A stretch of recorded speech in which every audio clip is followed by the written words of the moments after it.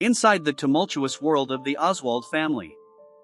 Lee Harvey Oswald, the assassin of President John F. Kennedy in 1963, remains a central figure in one of America's most troubling and debated historical events.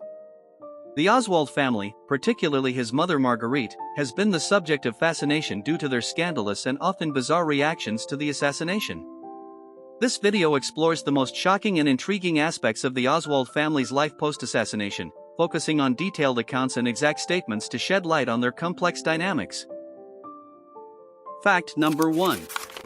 Her reaction to the assassination. On November 22, 1963, immediately following the assassination of President John F. Kennedy, Marguerite Oswald's reaction was notably self-centered and financially driven.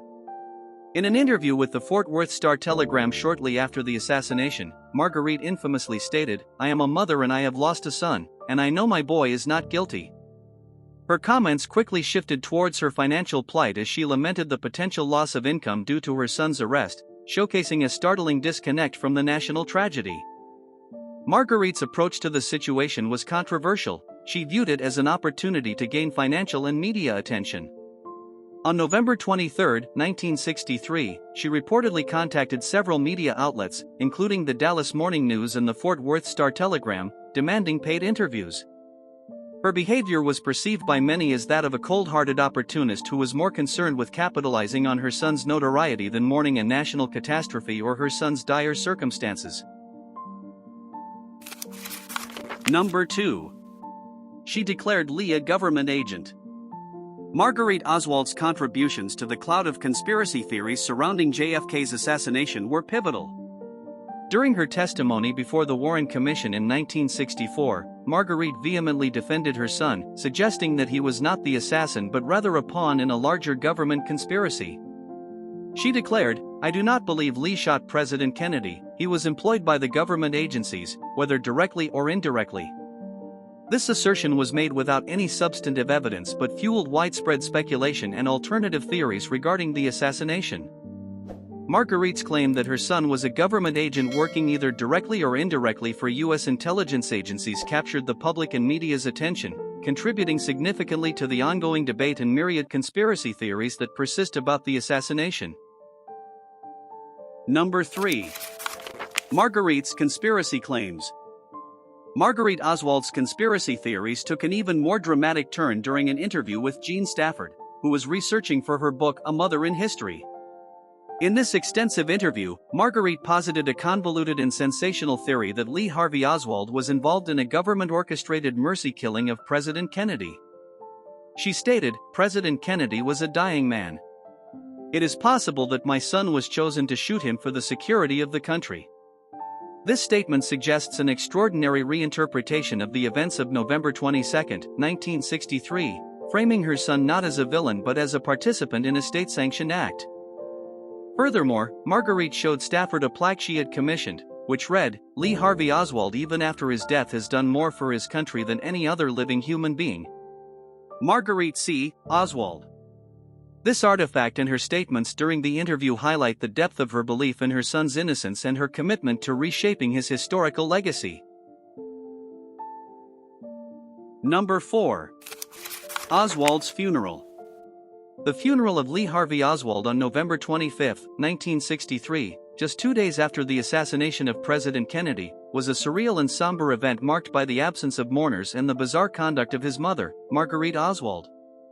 Held at the Rose Hill Burial Park in Fort Worth, Texas, the service drew attention not for the grief it displayed, but for its lack of attendees.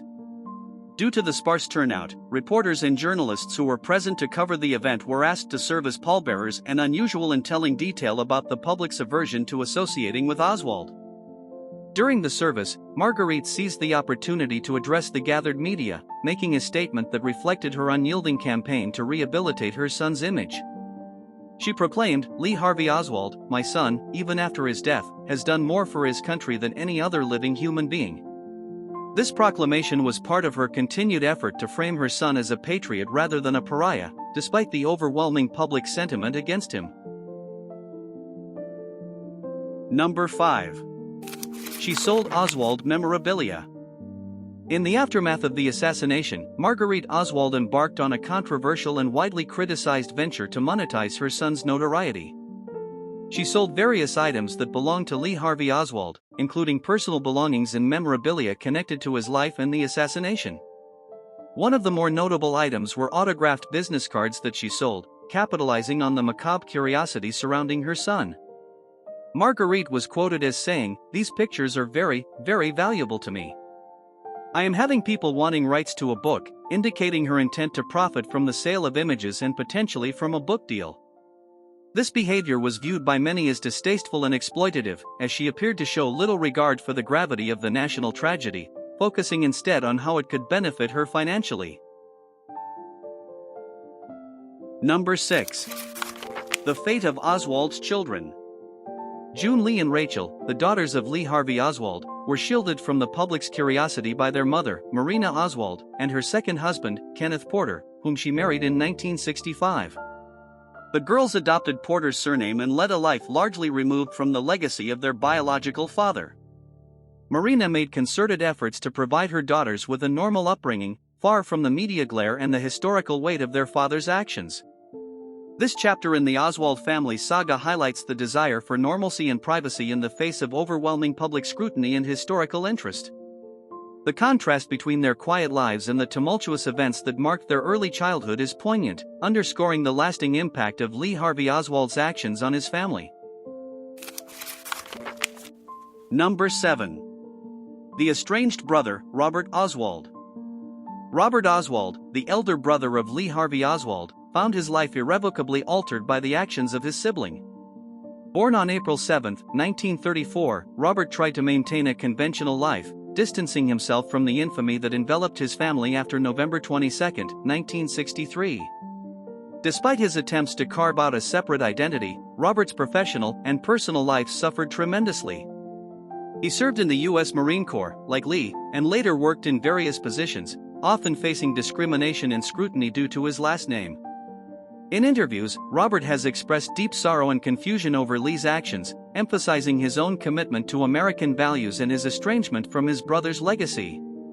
His autobiography, Lee, A Portrait of Lee Harvey Oswald by his brother, published in 1967, is a testament to his ongoing struggle to understand and cope with the implications of his brother's deeds.